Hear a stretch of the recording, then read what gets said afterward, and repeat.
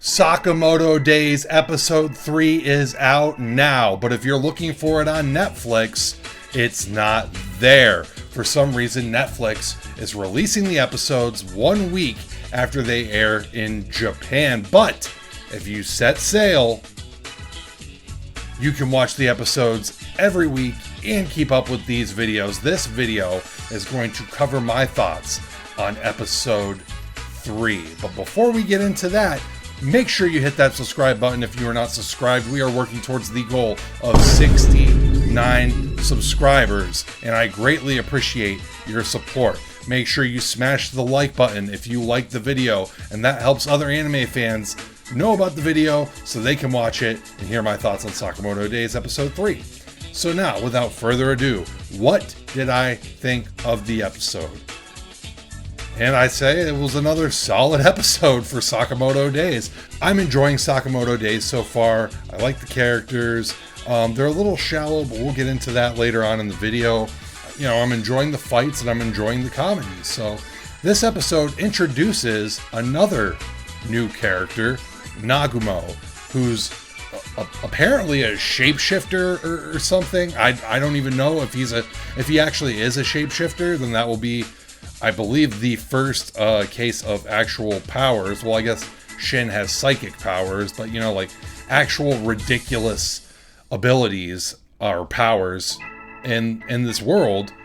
Nagumo shows up, he's impersonating Sakamoto, and at first, Shin and Lu, they don't realize that this is an impersonator until the real Sakamoto walks past Nagumo, and then they kind of have a little confrontation before Nagumo reveals himself. Nagumo is a hitman who used to be a colleague of Sakamoto, who comes to tell him about the 1 billion yen bounty on his head, and just as he does, another hitman comes in, I would say disguised as a pizza delivery man, but he identifies himself as the pizza delivery man hitman.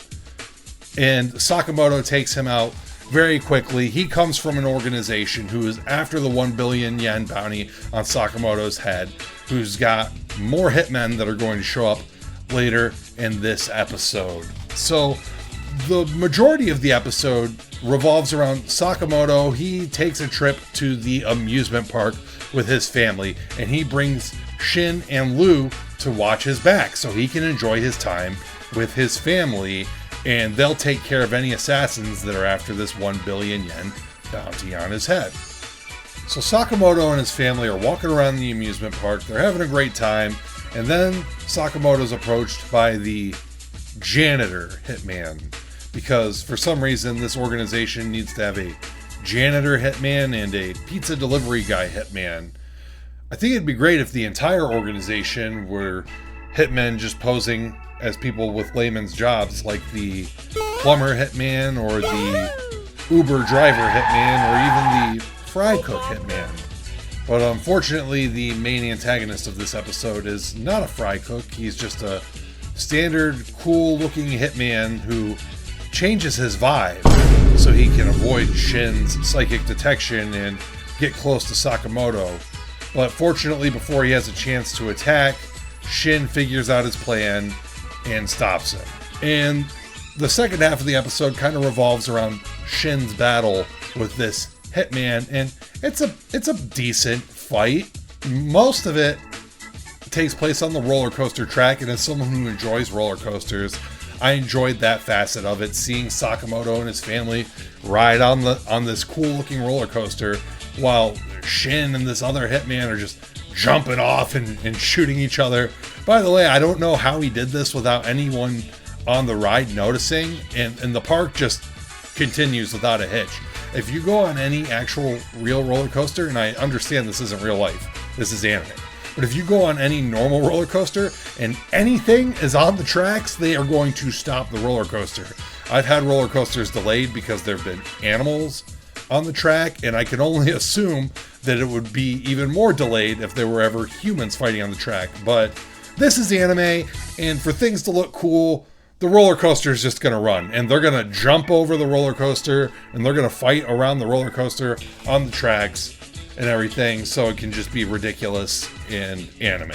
Anyway, Shin gets poisoned, and it's a blinding poison, so Shin can't see as he's fighting. So the fight ends up with Shin in this bunny costume closing his eyes and receiving psychic instructions from Sakamoto. Something that I didn't cover in previous episodes is that Sakamoto doesn't really talk out loud to Shin.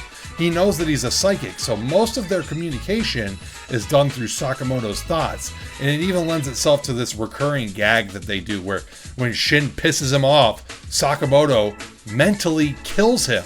And this affects Shin because he sees it in his head too. So he's effectively getting killed in his head. Sakamoto's kind of saying, I can kill you whenever I want, and I'll just kill you in my head. So this is kind of this recurring gag. But anyways, they use this to their advantage. And so when Shin can't see, he gets into the bunny costume and kind of makes a mockery of this assassin because Sakamoto's telling him to hit here, dodge there, and finish him.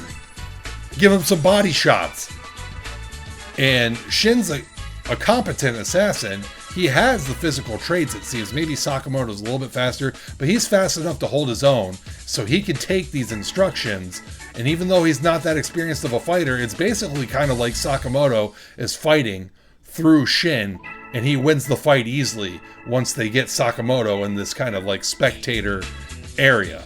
So this episode actually gives Shin a chance to show that he is a competent fighter and not just a cheerleader for Sakamoto like he is in most of the other episodes. His fight scene has a couple of cool animation moments, such as him jumping off a fucking roller coaster, and then there's also a cool like 360 pan around when the assassin throws like these poison knives at him. But it also had a janky animation moment, kind of reminiscent of Dragon Ball Super Episode 5, though not quite that bad. It still looks pretty bad, and I can imagine some people on Twitter are going to be talking shit about this, but the majority of the episode looked pretty good, and the animation was decent throughout. Decent, if not pretty good, but I could see somebody having a meltdown about this on Twitter. Oh god, Sakamoto Days, the animation is so mid.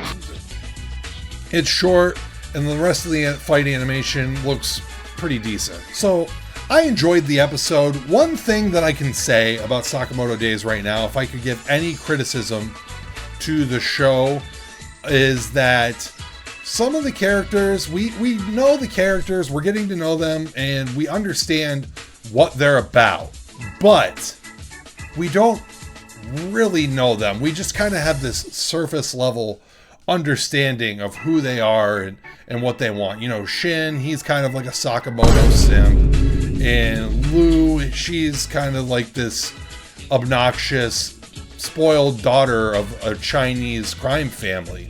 Sakamoto's wife, she's demanding that he never kill again or else they get a divorce, but other than that, we don't really know that much about her.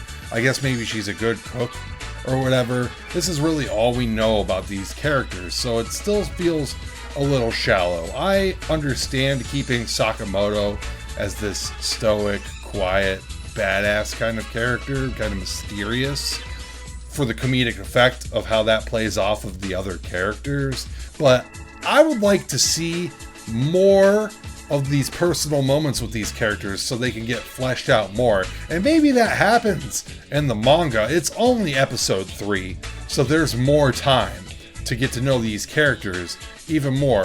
But for right now, they're seeming kind of surface level, and I would really like to get to know Sakamoto's family more, get to know Shin more, get to know Nagumo more, and I know that there's more assassins or hitmen coming. And so hopefully we'll be able to understand all of these characters. But overall, it was a fun episode. I'm still enjoying the show, and I'm really looking forward to next week's episode. So if you enjoyed this review, I'll be reviewing every episode of Sakamoto Days as they come out. So like I said earlier, make sure you hit that subscribe button, smash the like button to push the video, and until next week, I'll see you guys in the next video.